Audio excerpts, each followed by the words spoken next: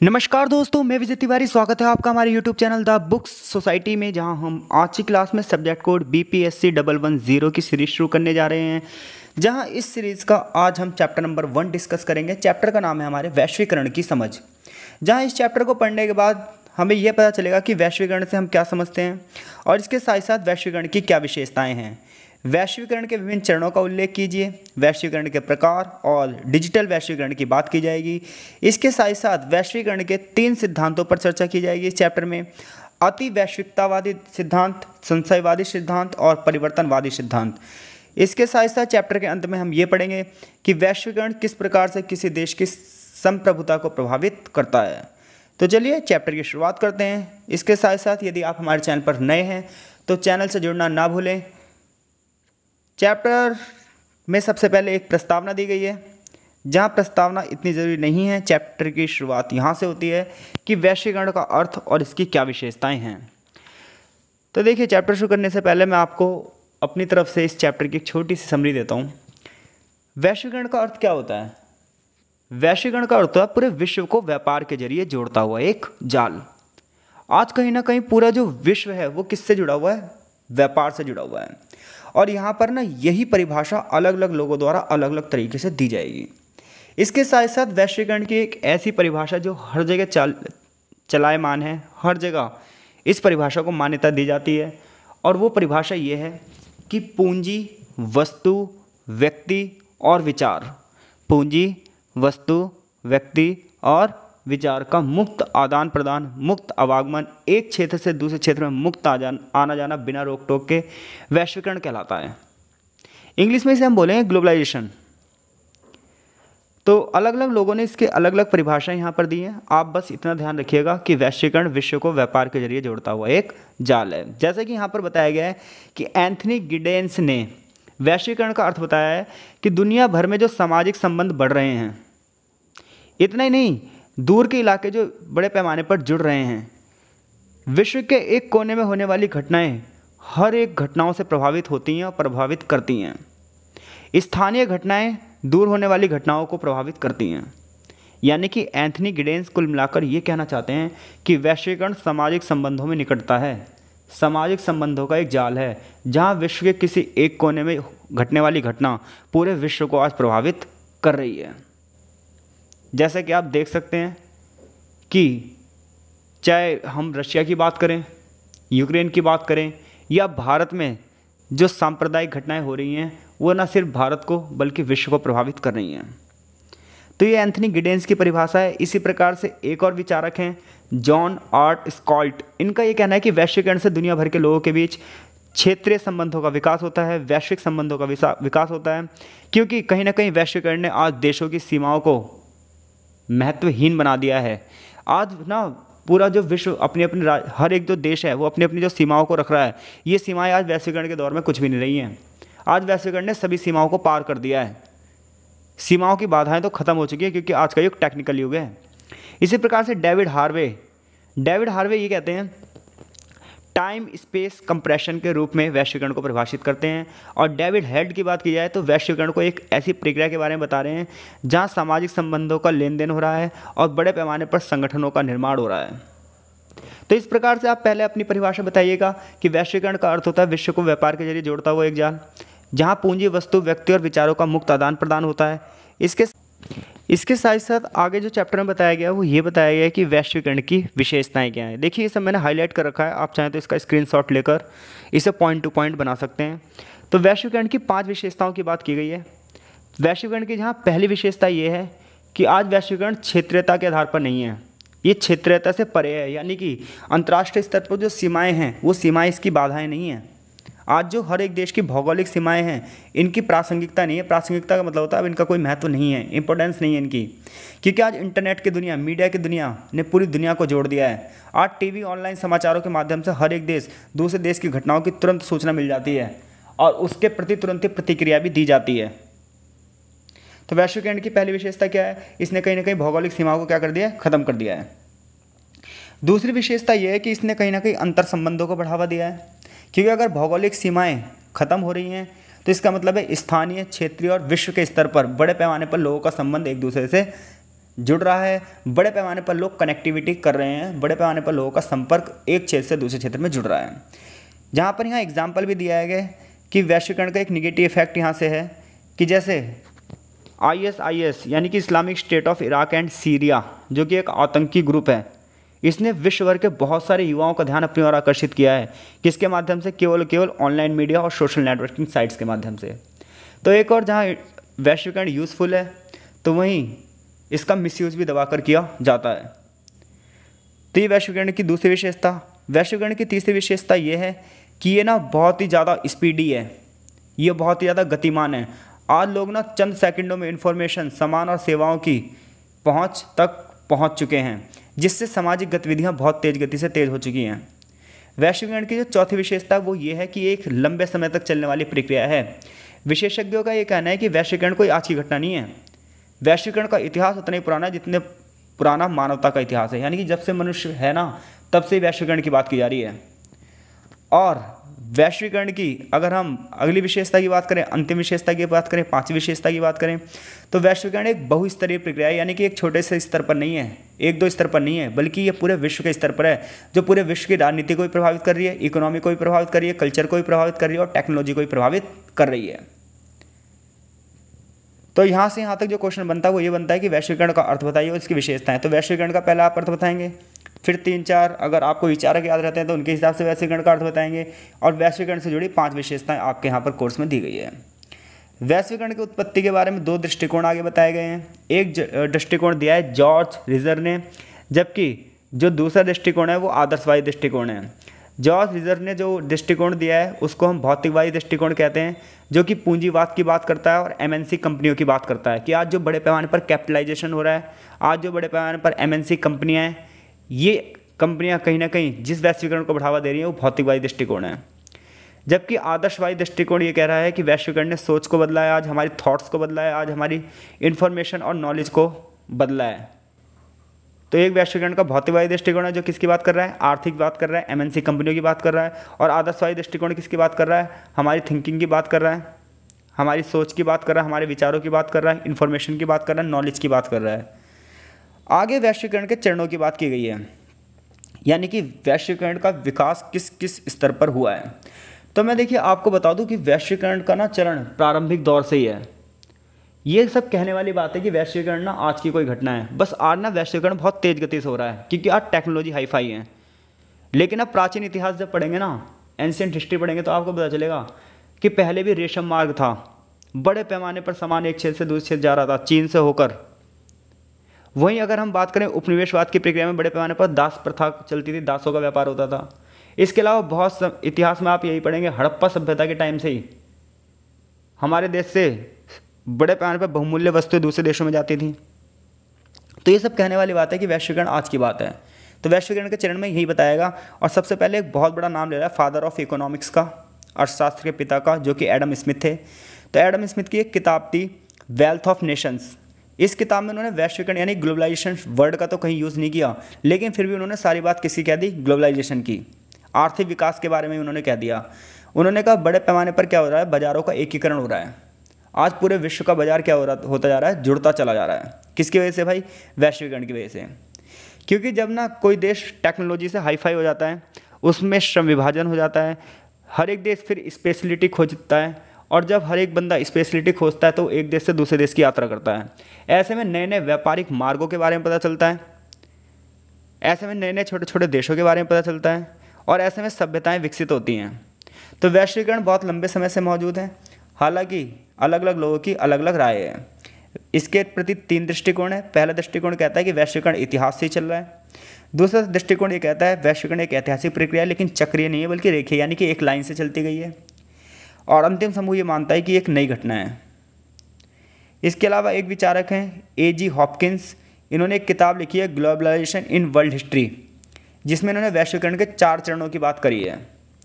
पहला चरण पुरातन वैश्वीकरण है, जो कि औद्योगिकरण यानी कि औद्योगिक क्रांति और आधुनिक राष्ट्र से पहले हुआ था, यानी कि ब्रिटेन में अभी औद्योगिक क्रांति नहीं हुई है, और तब भी बड़े पैमाने पर विश्व कहीं ना कहीं व्यापार के माध्यम से जुड़ा हुआ है।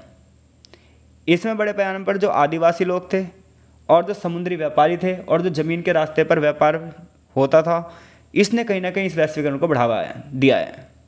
तो A.G. हॉपकिंस क्या कहते हैं कि वैश्वीकरण के 4 चरण हैं। पहला चरण कब का है? जब बड़े पैमाने पर जो आदिवासी नेता एक क्षेत्र से दूसरे क्षेत्र की यात्रा करते थे, समुद्री यात्राएं होती थी, और ज़मीनी व्यापारी यानी कि थल व्यापारी ज़मीनी रास्ते से एक क्षेत्र से दूसरे क्षेत्र में जाते थे। तो ऐसे में जो व्यापार होता था वो भी वैश्वीकरण ही था, जिसने पूरे विश्व की अर्थव्यवस्था को कहीं ना कहीं जोड़ने में महत्वपूर्ण भूमिका अदा करी थी। अगला जो चरण था वो था प्रोटो वैश्वीकरण। प्रोटो वैश्वीकरण में जो अवधि है वो सन 1600 से लेकर 1800 की बात की जा रही है, यानी कि 1600 to 1800 की बात की जा रही है। इसमें राज्य प्रणाली का विकास होगा और पूरे विश्व में दास व्यापार को बढ़ावा दिया जाएगा इस दौरान। इसके बाद औद्योगिकरण शुरू होगा, औद्योगिकरण की शुरुआत होगी और बड़े पैमाने पर विज्ञान, तकनीक, सरकारी संगठनों की उत्पत्ति होगी और इसके साथ ही साथ 20वीं सदी में धीरे धीरे करके MNC कंपनियों का विकास होना शुरू हो जाएगा। अगले चरण में इंटरनेट के माध्यम से राजनीतिक और व्यावसायिक वर्गों की उदय होगा और नेटवर्किंग जुड़ती जाएगी। आगे MB स्टीगर ने अपनी पुस्तक globalization a very short introduction में वैश्वीकरण के 5 चरणों की बात की है। एक चरण है 1000 ईसा पूर्व से 3500 BC, अगला है 3500 से लेकर 1500 BC, और अगला है 1500 से लेकर 1750 ईसा पूर्व, और आधुनिक काल है 1750 से लेकर 1970, और वर्तमान में चल रहा है वो 1970 के बाद। यानी कि अलग अलग लोगों ने अलग अलग वैश्वीकरण के चरणों की बात की है। कुछ टाइम पीरियड के हिसाब से बांटते हैं और कुछ घटनाओं के हिसाब से बांटते हैं। ऐसी स्कॉल्ड का मानना है कि वैश्वीकरण एक ऐतिहासिक है, ये एक रेखीय प्रक्रिया जो कि एक लाइन से चली है। इनके अनुसार वैश्वीकरण के 3 चरण हैं। पहला चरण था 500 साल पहले 19वीं सदी के अंत में शुरू हुआ था, जबकि 1960 में आखिरी वाला, और अब तक चल रहा है। बड़े पैमाने पर इलेक्ट्रॉनिक संचार, satellites, optic cable, television, internet, वैश्विक बाजारों के विस्तार और अंतर्राष्ट्रीय संगठनों की गतिविधियां चल रही हैं जो हमारी डेली लाइफ को प्रभावित कर रही हैं। तो वैश्वीकरण क्या है? वैश्वीकरण के विभिन्न चरणों का उल्लेख कीजिए। तो यहाँ पर अलग अलग विचारकों की अलग अलग राय है। जैसे कि एक और विचारक है एंथनी गिडेंस, इनका कहना है कि वैश्वीकरण वो है जो आज हम अनुभव कर रहे हैं। ये ना केवल नया है बल्कि कई मामलों में क्रांतिकारी भी है। आज दुनिया नियंत्रण से बाहर हो रही है, कंट्रोल में नहीं है, नई नई टेक्नोलॉजी चीज़ आ रही है और साथ साथ अपने साथ नई नई जोखिम भी लेकर आ रही हैं। यानी कि जितना इन टेक्नोलॉजी का यूज़ है उतना ही इनका मिसयूज़ भी है। ये कहीं ना कहीं आज के टाइम पे साइबर क्राइम, फ्रॉड, ये सब भी वैश्वीकरण की देन है। वैश्वीकरण ने राजनीति को, टेक्नोलॉजी को और कल्चर को बड़े पैमाने पर प्रभावित किया है। इसके अलावा वैश्वीकरण जितनी स्पीड से चल रहा है, आने वाले समय में कुछ स्पेशलिस्ट ये कहते हैं कि वैश्वीकरण 2.0 बहुत जल्दी आने वाला है। आगे बात की गई है वैश्वीकरण के प्रकार की। तो देखिए, हम ये सब जान चुके हैं अब तक क्या कि वैश्वीकरण से हम क्या समझते हैं, वैश्वीकरण की क्या विशेषताएं हैं और वैश्वीकरण के चरण क्या हैं। वीडियो अगर समझ में आ रही है तो वीडियो को लाइक ज़रूर कीजिए। वैश्वीकरण के प्रकार की बात करेंगे तो यहाँ पर 5 प्रकारों की बात की जाएगी। आर्थिक वैश्वीकरण, सांस्कृतिक वैश्वीकरण, राजनीतिक वैश्वीकरण, सैन्य वैश्वीकरण और पर्यावरणीय वैश्वीकरण। देखिए, जब हम आर्थिक वैश्वीकरण की बात करेंगे तो हम ये कहेंगे कि आज दुनिया की अर्थव्यवस्थाएं सारी एक दूसरे से जुड़ गई हैं। पूरे विश्व में अगर एक देश में भी मंदी आती है तो वो पूरे विश्व को प्रभावित कर सकती है। इसी प्रकार से अगर पूरी दुनिया में कोई एक कंपनी विकास कर रही है तो पूरे विश्व की कंपनियों का सहारा बन सकती है। तो कहीं ना कहीं आज हम ये कह सकते हैं वैश्विक अर्थव्यवस्था जुड़ चुकी है और अंतर्राष्ट्रीय मुद्रा कोष, विश्व बैंक जैसे जो संस्थान हैं, विश्व व्यापार संगठन जैसे जो संस्थान है, ये तीनों संस्थान मिलकर पूरे विश्व के बाजारों को कहीं ना कहीं जोड़ रहे हैं। तो हम इसे बोलेंगे आर्थिक वैश्वीकरण। यानी कि आर्थिक वैश्वीकरण एक ऐसे विचार को दर्शाता है और जो ये कहता है कि आज की दुनिया की जो अर्थव्यवस्था है वो अलग अलग नहीं है, बल्कि ये वैश्विक अर्थव्यवस्था है जिसने दुनिया भर की अर्थव्यवस्थाओं को अपने आप में क्या कर लिया है, मिला लिया है।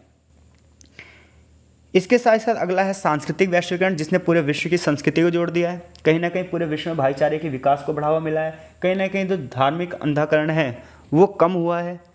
लेकिन इसका नुकसान ये रहा है कि बड़े बड़े देशों की संस्कृति हावी होती जा रही है छोटे छोटे देशों की संस्कृति पर। लेकिन फिर भी संस्कृति के प्रति संवेदनशीलता विश्व के व्यापार में ब्रांड बनने की आवश्यकता बन रही है। आज बड़े पैमाने पर कहीं ना कहीं पर्यटन को बढ़ावा मिल रहा है, टूरिज्म को बढ़ावा मिल रहा है। ये सब वैश्वीकरण का सांस्कृतिक इफेक्ट है। राजनीतिक इफेक्ट की बात की जाए तो बड़े पैमाने पर इंटरनेशनल लेवल पर जो पॉलिटिक्स है वो बड़े बड़े इंटरनेशनल ऑर्गेनाइजेशन, यूएनओ जैसे ऑर्गेनाइजेशन आज कर रहे हैं। तो आज जो संयुक्त राष्ट्र संघ यानी कि यूएनओ, यूनाइटेड नेशन ऑर्गेनाइजेशन जैसे जो संस्थान है जो कि 1945 के बाद बने थे, इन्होंने कहीं ना कहीं पूरे विश्व के जो छोटे छोटे देश हैं इनकी राजनीति को प्रभावित किया है। तो वैश्वीकरण का आर्थिक दृष्टिकोण, सांस्कृतिक दृष्टिकोण, राजनीतिक दृष्टिकोण, जहाँ यहाँ पर बहुत छोटे स्तर पर बताई गई है, अगले चैप्टर में इन पर विस्तार से चर्चा की जाएगी, क्योंकि पूरे बुक का इंट्रोडक्शन है ये चैप्टर। सैन्य दृष्टिकोण की बात की जाएगी तो इसमें बहुत बड़ा नाम आएगा डेविड हेल्ड का। डेविड हेल्ड ने वैश्वीकरण के सैन्य दृष्टिकोण पर प्रकाश डाला है। उनका ये मानना है कि आज पूरे विश्व की जो हर एक देश की अपनी अपनी सेना है, उन सेना का ना विस्तार हुआ है, सैन्य ताकत बढ़ी है। किसकी वजह से? वैश्वीकरण की वजह से। बड़े पैमाने पर आज विभिन्न देशों का सैन्य संबंध हुआ है। नेटवर्क के जरिए हर देश की सेना को जोड़ा गया है, चाहे वो उपग्रहों की बात की जाए यानी कि सैटेलाइट सिस्टम की बात की जाए, चाहे नई नई टेक्नोलॉजी की बात की जाए। आज कहीं ना कहीं सेना इन सबसे जुड़ी है। उसका कारण आज देखिए, हम रशिया से S-400 मिसाइल ले रहे हैं, राफेल ला रहे हैं फ्रांस से, तो कहीं ना कहीं सैनिक जो गतिविधियां हैं वो भी वैश्वीकरण की वजह से जुड़ी हैं। बड़े पैमाने पर जो देश अपने यहाँ हथियारों का निर्माण नहीं कर पा रहे हैं, वो हथियारों को खरीद रहे हैं और देशों से। तो कहीं ना कहीं वैश्वीकरण ने ना सैनिक क्षमताओं को भी विकसित किया है। तो इसे ही ना डेविड हेल्ड ने क्या करा है, सैन्य वैश्वीकरण की परिभाषा दी है। ऐसी अगली बात है पर्यावरणीय वैश्वीकरण, जिसमें बड़ा नाम आएगा मैनफ्रेड स्टीगर का, जिन्होंने ये कहा है कि मनुष्य और पृथ्वी के बीच में एक अटूट रिश्ता है और ऐसे में वैश्वीकरण ने कहीं ना कहीं इस रिश्ते को प्रभावित किया है। तो ऐसे में हमारी ये जिम्मेदारी बन जाती है कि हम पर्यावरण को बचाएं, क्योंकि जितनी तेज़ गति से औद्योगिकरण होगा उतनी तेज़ गति से पर्यावरण प्रदूषित होगा और ग्लोबल वार्मिंग और ओजोन परत में क्षय जैसी समस्याएं हम देख ही रहे हैं। तो इन समस्याओं से बचने के लिए हमें क्या करना होगा, बायोडाइवर्सिटी को बचाना होगा और साथ ही साथ जितनी भी वैश्विक समस्याएँ हैं पर्यावरण से रिलेटेड उसे हमें ख़त्म करना होगा। आगे जॉर्ज रिजर ने धर्म, विज्ञान और खेल जैसे अन्य भागों को भी वैश्वीकरण से जोड़ा है। उनका मानना है कि वैश्वीकरण की वजह से आज धार्मिक दायरा बढ़ा है। इस्लाम, ईसाई धर्म जैसे धर्मों का दायरा आज विश्व स्तर पर हो गया है, ये सब वैश्वीकरण की वजह से है। साइंस ने आज विश्व को एक वैश्विक उद्योग बना दिया है। आज बड़े पैमाने पर रिसर्च हो रही है और एक देश की रिसर्च कहीं ना कहीं दूसरे देश को प्रभावित कर रही है। इसके साथ साथ खेलों की बात की जाए तो फुटबॉल, टेनिस, गोल्फ, क्रिकेट ऐसे जो खेल हैं इन्होंने पूरे विश्व को आज प्रभावित किया है और साथ साथ जोड़ा भी है। आगे चैप्टर में डिजिटल वैश्वीकरण की बात की गई है। मुझे नहीं लगता डिजिटल वैश्वीकरण को आपको समझाना चाहिए, बट फिर भी हम बात कर सकते हैं। डिजिटल इंडिया जैसी जो परियोजनाएं चल रही हैं हमारे देश में, तो 1980 के बाद जब इंटरनेट पूरे विश्व में आया तो इंटरनेट ने कम्युनिकेशन सिस्टम को बढ़ावा दिया, ट्रांसपोर्टेशन सिस्टम को बढ़ावा दिया, यानी कि परिवहन को बढ़ावा दिया, संचार को बढ़ावा दिया। आज बड़े पैमाने पर छोटे से छोटे और बड़े से बड़े व्यवसाय कंप्यूटर से जुड़ चुके हैं, जहां बड़े पैमाने पर सेकंडों में लाखों डॉलर एक देश से दूसरे देश में ट्रांसफ़र हो रहे हैं। ये डिजिटल वैश्वीकरण है जिसकी वजह से ही हम भी आपसे जुड़े हुए हैं। आज ई बैंकिंग, ई कॉमर्स जैसी जो सुविधाएं हैं वो बड़े पैमाने पर चल रही हैं। आज हर एक देश डिजिटल अर्थव्यवस्था की ओर बढ़ रहा है। कहीं ना कहीं हर एक देश आज डिजिटल इकोनॉमी की बात कर रहा है। तो वैश्वीकरण के दौर में जो डिजिटल सेवाएं आ रही हैं, प्रिंटिंग सेवाएं आ रही हैं, चौथी औद्योगिक क्रांति की बात कर रहे हैं हम, आर्टिफिशियल इंटेलिजेंस की बात कर रहे हैं, रोबोटिक्स की बात कर रहे हैं, ये सब वैश्वीकरण की ही देन है और इसे हम वैश्वीकरण का डिजिटल प्रारूप कहते हैं। लेकिन ये सब तो ठीक है, लेकिन वैश्वीकरण ने ना कुछ निगेटिव इफेक्ट भी डाले हैं हमारे ऊपर। आज पूरे विश्व में असमानता बहुत ज़्यादा हो गई है। कुछ देश टेक्नोलॉजी में दक्ष हो गए जबकि बहुत सारे देश टेक्नोलॉजी में पिछड़ चुके हैं। जबकि एक देश के भीतर भी असमानता है, जैसे ग्रामीण क्षेत्र टेक्नोलॉजी में बहुत पीछे हैं जबकि शहरी क्षेत्र टेक्नोलॉजी में आगे हैं। समाज में अस्थिरता हो गई है, लोग आज डिप्रेशन में जी रहे हैं, ग्लोबल वार्मिंग, ये सब वैश्वीकरण की विरासत हैं। तो कहीं ना कहीं वैश्वीकरण के दुष्परिणामों से भी लड़ने की ज़रूरत है। ये नहीं कि कहीं हम वैश्वीकरण की पॉजिटिविटी में उसकी निगेटिविटी भूल जाएं। तो यहाँ से यहाँ तक अगर क्वेश्चन आया वैश्वीकरण से आप क्या समझते हैं, वैश्वीकरण के प्रकार बताइए, उसकी विशेषताएं बताइए, तो इन सही प्रश्नों के उत्तर आप देने में सक्षम हैं।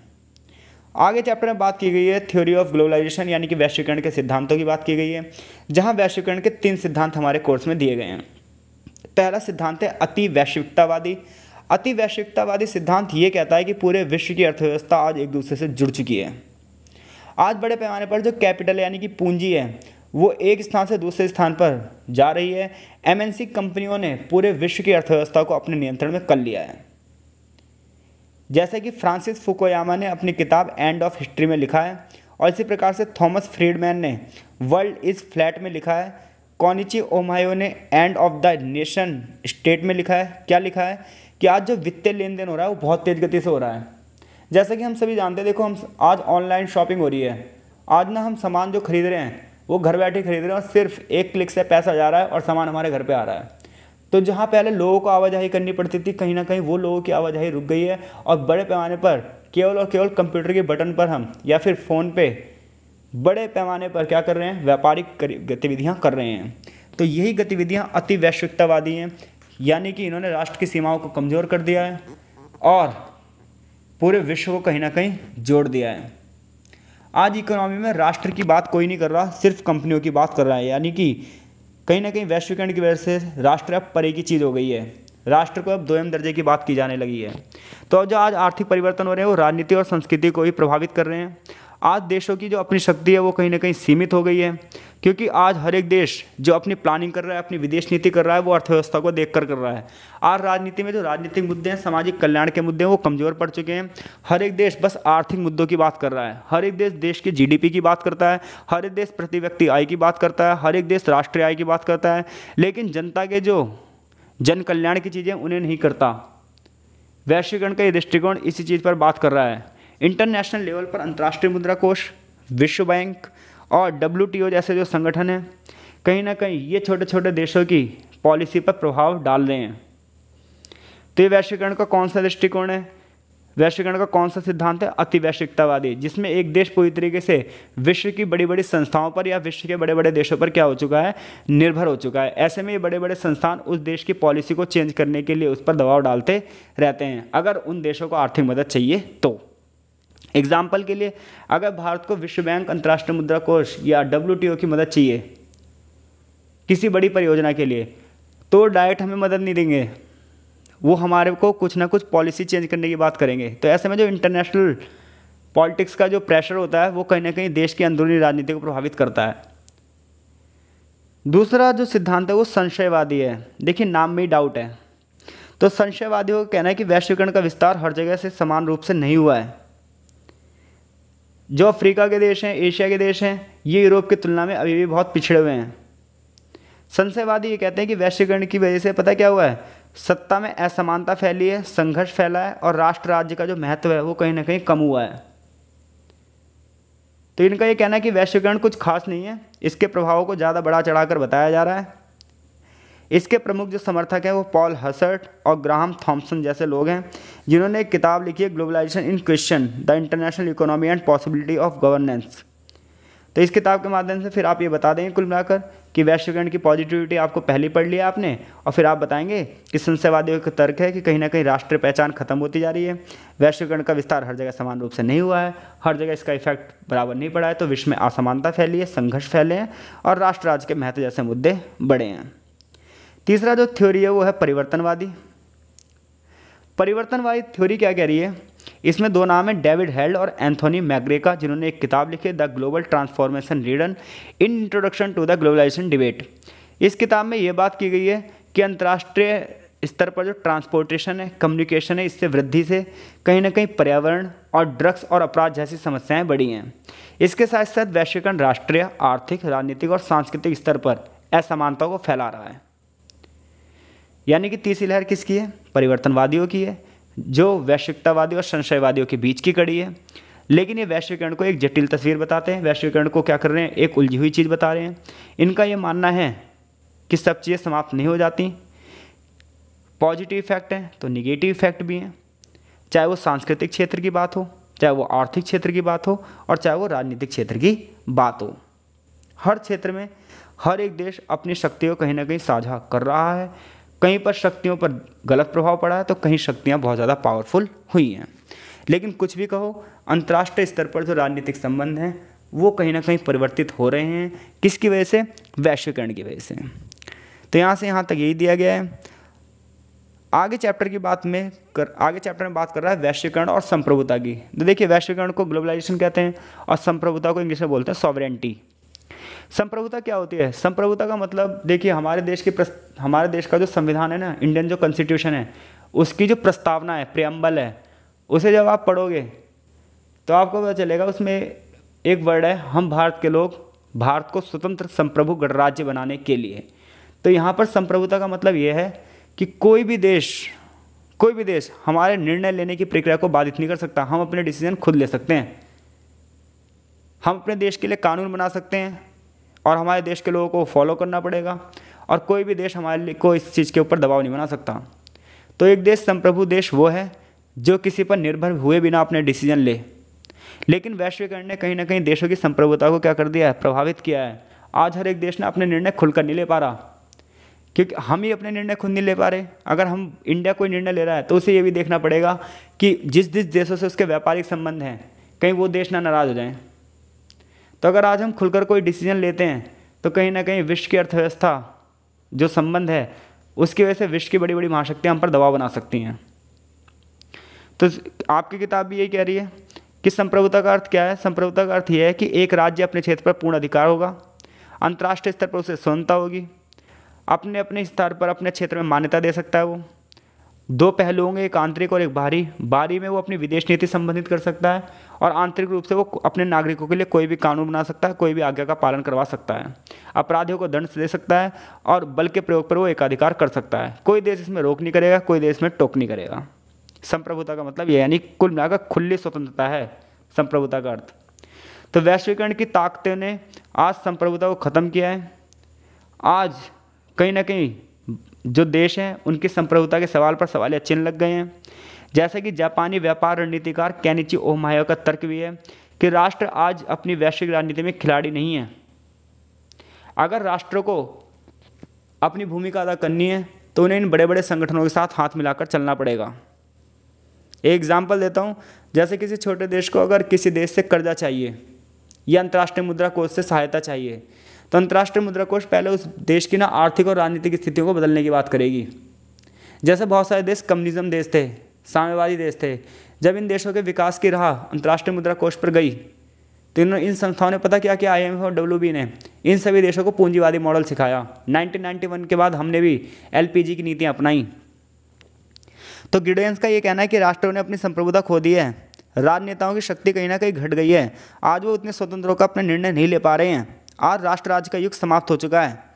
वैश्वीकरण ने संप्रभुता को कम किया है, चाहे शक्ति के स्तर पर हो, इकोनॉमी के स्तर पर हो, घरेलू नीतियों के स्तर पर हो, चाहे अंतर्राष्ट्रीय संगठन की वजह से हो। एग्जाम्पल दिया है, जैसे कोई देश मान लो नाटो में शामिल होना चाहता है, तो अगर वो नाटो में शामिल हो गया तो वो किसके आधार पर निर्णय लेगा, अमेरिका के आधार पर। तो नाटो अमेरिका का एक ग्रुप था जो कि शीत युद्ध के दौरान बनाया गया था, नॉर्थ अटलांटिक ट्रीटी ऑर्गेनाइजेशन 1949 में। और अभी नाटो की सदस्यता यूक्रेन लेना चाहता था और देखिए रूस ने उसे क्या कर दिया, लपेट दिया। तो यानी कि कोई बंदा अपना डिसीजन नहीं ले पा रहा वैश्वीकरण के युग में, ये बहुत बड़ी बात है। आगे वही वाली बात की गई जो मैंने आपको बता दी, IMF और विश्व बैंक की और WTO की। तो संप्रभुता कहीं ना खो गई है आज, किसकी वजह से, वैश्वीकरण की वजह से। तो इस चैप्टर में यहीं पर इतना ही है। आगे इस चैप्टर में बताया गया कि वैश्वीकरण की आलोचना, जो कि हमने पूरे चैप्टर में ऑलरेडी पढ़ ली है कि वैश्वीकरण की आलोचना क्या है, कि अमीर देश अमीर होते गए हैं और गरीब देश गरीब होते गए हैं। जैसे कि 2018 में ऑक्सफैम की रिपोर्ट आई थी और उन्होंने ये कहा कि 26 सबसे धनी जो देश हैं उनमें पूरी दुनिया की 50% आबादी के बराबर या 3.8 बिलियन लोगों की संयुक्त संपत्ति थी। यानी कि पूरी दुनिया में आधे से ज़्यादा लोगों की मिलाकर जितनी संपत्ति होगी ना, वो सिर्फ और सिर्फ 26 देशों में है। तो कहीं ना कहीं इसने आर्थिक असमानता को बढ़ावा दिया है। गरीबों की संख्या ज़्यादा बढ़ी है जबकि अमीरों की संख्या कम, यानी कि अमीर अमीर होता गया और गरीब गरीब होता गया। विश्व की 50% संपत्ति केवल कुछ ही लोगों के हाथ में है, जबकि बाकी जनता भूखे मरने पर क्या है, आमदा। किसकी वजह से, वैश्वीकरण की वजह से। इसके साथ साथ इसने उत्तर दक्षिण को बढ़ावा दिया है। नॉर्थ की जो कंट्रियाँ, यूरोपीय जो कंट्रियाँ हैं, इनका विकास होता गया, जबकि एशिया, अफ्रीका और लतीन अमेरिका के जो देश हैं ये गरीब होते गए। इसने कहीं ना कहीं नए उपनिवेशवाद को बढ़ावा दिया। यानी कि पहले तो ये पता है क्या होता था, बड़े बड़े देश सीधा उन छोटे छोटे देशों को गुलाम बनाते थे, लेकिन आज इन्होंने व्यापार के जरिए छोटे छोटे देशों को क्या बना रखा है, गुलाम बना रखा है। वैश्वीकरण ने कहीं ना कहीं जोखिम को बढ़ावा दिया है, आज व्यापार जोखिम को बढ़ावा दिया है, अनिश्चितता को बढ़ावा दिया है। आज पूरे विश्व की अर्थव्यवस्था कम मंदी की चपेट में आ जाए नहीं पता। दो देशों का युद्ध होता है और पूरे विश्व की अर्थव्यवस्था डामाडोल हो जाती है। महंगाई, बेरोजगारी, मुद्रास्फीति ये बहुत तेज गति से बढ़ती है। उपभोक्तावाद को बढ़ावा दिया जा रहा है और साथ ही साथ जो हमारा इन्वायरमेंट है, पर्यावरण है, उसे दूषित किया जा रहा है। वैश्वीकरण ने डेमोक्रेसी को भी प्रभावित किया है, क्योंकि डेमोक्रेसी का मतलब है हम अपने निर्णय खुद लें। डेमोक्रेसी का मतलब है हम अपने देश के लिए जन कल्याण की योजना चला सकें, हमें किसी से पूछने की जरूरत ना हो और हम जनता का ध्यान केवल और केवल कल्याण की ओर केंद्रित करें, शिक्षा को बढ़ावा दें, चिकित्सा को बढ़ावा दें। लेकिन ये सब ना आज हर एक देश निर्णय नहीं ले पा रहा, क्योंकि हर एक देश का ध्यान GDP पर है, हर एक देश का ध्यान आर्थिक लोकतंत्र पर है। तो ऐसे में सामाजिक लोकतंत्र कहीं ना कहीं खत्म हो गया है। आज सामाजिक कल्याण पर कोई देश ध्यान नहीं दे रहा। तो ये वैश्वीकरण की आलोचना है। अंत में चैप्टर का एक निष्कर्ष दिया गया है जो ऑलरेडी हम पढ़ चुके हैं पूरे चैप्टर में, और उसी को सारांश में दिया गया है। तो आई होप सो आप इस चैप्टर से कोई प्रश्न आएगा करने में सक्षम है। मिलते हैं आपसे नेक्स्ट चैप्टर की वीडियो में, तब तक के लिए आपका बहुत बहुत धन्यवाद।